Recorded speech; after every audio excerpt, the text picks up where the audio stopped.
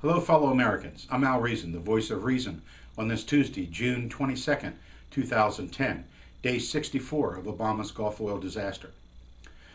This week's schedule for President Obama suggests that the White House believes it has turned the corner on the oil drilling crisis. After dominating the conversation in Washington all last week, the environmental crisis in the Gulf of Mexico does not appear front and center on the White House calendar, it's been reported. The White House's view seemingly is that the oil spill has now been reduced to the cable news chatter that we hear every night and a webcam of the leak, so the administration can now turn its attention away from the millions of Americans on the Gulf Coast whose lives and businesses have been potentially ruined. House Speaker Nancy Pelosi recently blamed Bush appointees for borrowing into the Minerals Management Service for the regulatory failures that led to the Deepwater Horizon disaster. But as it turns out, not one of these officials responsible for overseeing the exploded rig was a Bush political appointee, as proven by the Washington Examiner, which has obtained biographic information on the MMS officials responsible for overseeing BP's Deepwater Horizon rig.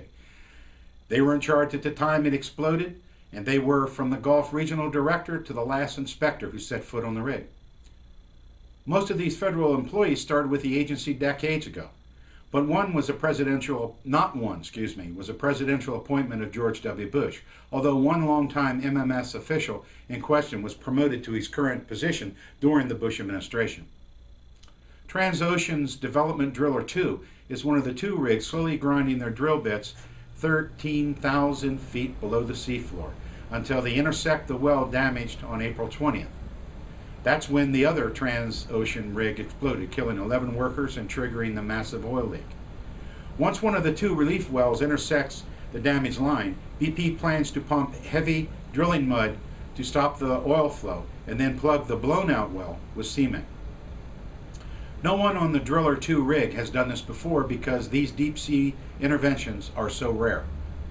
This includes Wendell Guidry, Transocean's drilling superintendent on the rig, who has been in the oil fields for 27 years and worked his way up from a clothes washer. Meanwhile, people with less savvy and knowledge of the oil industry than Mr. Guidry will judge his actions and those who worked on Deepwater Horizon before tragedy struck. So until the next time, this is Al Reason, the voice of reason.